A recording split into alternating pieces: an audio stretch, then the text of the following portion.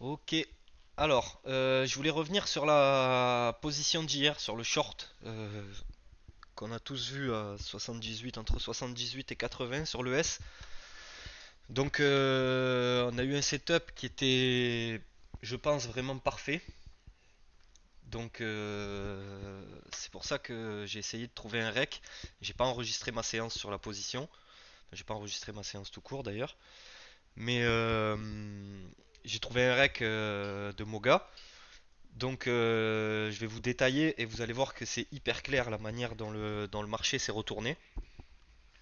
Et ensuite on regardera rapidement la position.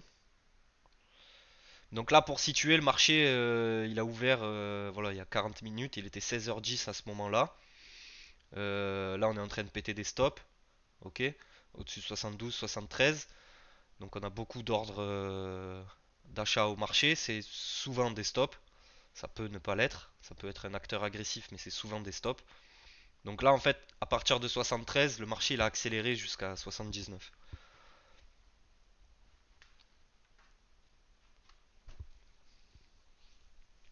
Donc on va juste laisser passer la séquence pardon, rapidement. Parce que là-dessus, il n'y a rien d'intéressant. Ok, on est en train de péter des stops, c'est sûrement du squeeze ou quelque chose comme ça. Là, vous pouvez voir qu'à 78, on a déjà 830 contrats ok, qui attendent. Donc ils étaient déjà là et ils étaient en train d'attendre. Donc c'est pas une information qui peut nous servir à grand chose sur le moment T, mais on sait que voilà, on a de la liquidité qui est présente à ce niveau de prix.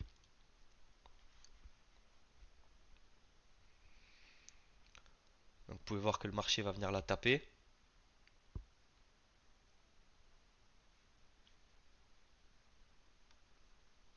Donc la différence entre un spoofer et quelqu'un qui exécute vraiment ses ordres, généralement les ordres de spoofing en fait ils flashent. C'est-à-dire qu'ils s'enlèvent, ils se remettent, ils s'enlèvent, ils se remettent, ils s'enlèvent, ils se remettent. Généralement quand c'est un spoofer, les ordres flash ou alors ils se déplacent entre certains prix.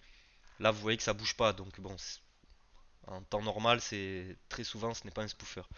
Après, hop, là vous voyez qu'ils ont été exécutés dans le tape. Ok, 810 contrats qui sont passés à l'achat, donc ils ont été exécutés par les acheteurs. Maintenant, c'est maintenant que la séquence elle est intéressante. Vous voyez qu'on a encore de la liquidité sur les 80 qu'on n'arrive pas à venir chercher. Et là, euh, c'est le moment où il faut se concentrer. Parce que là, on arrive sur un niveau qui est assez intéressant. Ok, on a un premier rejet sur les 79, on n'arrive pas à venir chercher la liquidité des 80. On commence à avoir des ordres de vente qui rentrent dans le tape. Donc potentiellement, on a des vendeurs présents ok, sur ces niveaux de prix-là.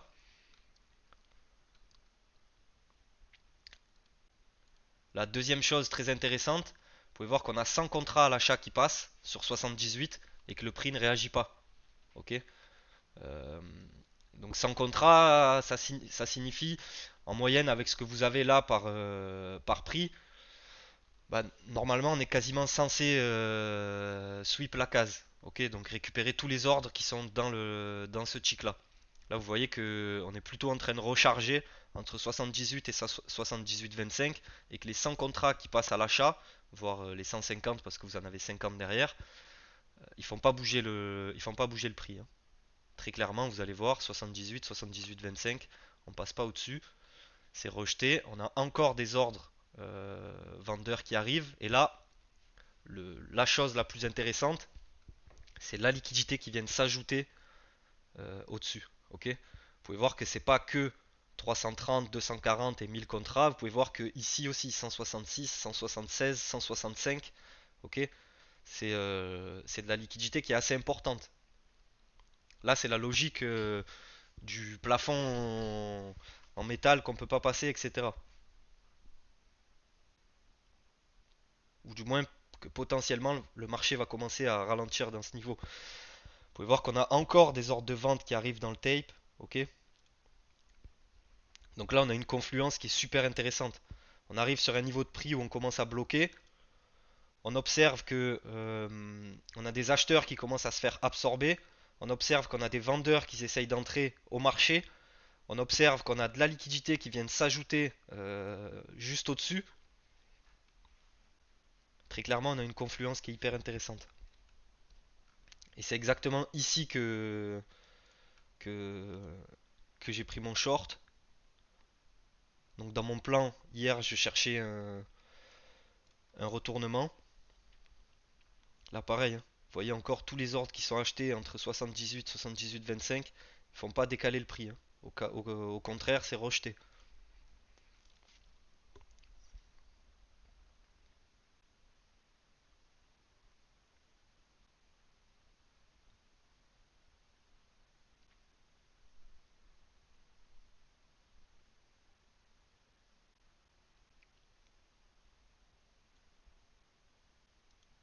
Là, encore une fois, hein, la liquidité, regardez, hein, jusqu'à 78,50, hein, 160, 170, 157, 180, 191, 202, 822, 234, 336. Vous voyez bien que par rapport à ce qu'on a en moyenne autour du bid et de l'ask, c'est quand même assez conséquent.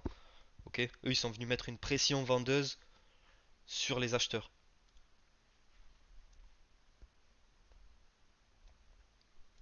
Après, voilà, je vous épargne toute la séquence. Le setup, dans tous les cas, il était autour de 78.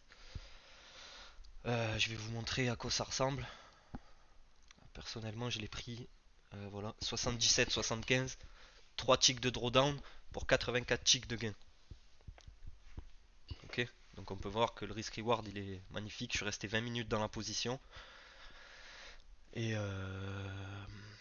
j'ai sorti partiellement. En fait, voilà, si vous voulez regarder sur un graphique, ça ressemble à ça. Là, c'est la poussée haussière. On commence à voir le retournement.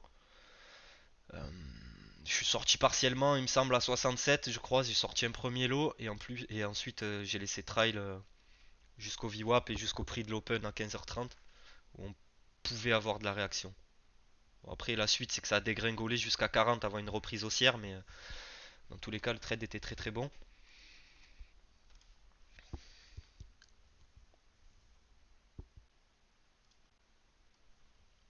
Et ensuite, voilà, c'était juste pour vous remontrer la séquence parce que je pense que c'est un setup important à aller chercher quand on recherche du retournement. Ok, on sait que le marché il était potentiellement tourné vers le risk-on par rapport à la préparation de séance, donc on n'est pas étonné qu'on ait des achats assez agressifs. Par contre, on sait aussi qu'on va probablement attendre le CPI. On sait aussi qu'on a un sentiment de peur qui est assez prédominant par rapport à tout ce qui est volatilité et à tout ce qui est euh, macroéconomie. Ok, on tend vers la peur de la récession, etc. Donc on avise à chaque nouveau chiffre. Mais donc on sait que on peut avoir des retournements qui sont assez intéressants en termes de vente. C'est ce qu'on a vu tout au long de la semaine dernière. Même quand on avait des moments, quand on avait des moments acheteurs, ben, on a souvent eu des moments qui étaient des momentum assez intéressants à aller chercher sur les ventes. Donc voilà pour cette séquence. J'espère que elle vous servira parce qu'elle était vraiment vraiment intéressante. Si je dois récapituler pardon, rapidement, c'est acheteurs agressifs qui sont piégés, ok. Absorption par les vendeurs, vendeurs agressifs qui commencent à flasher dans le tape, et ensuite la liquidité qui s'ajoute. Voilà, ça nous fait une confluence qui est super intéressante pour essayer de chercher un retournement, ou du moins pour essayer de fade le marché.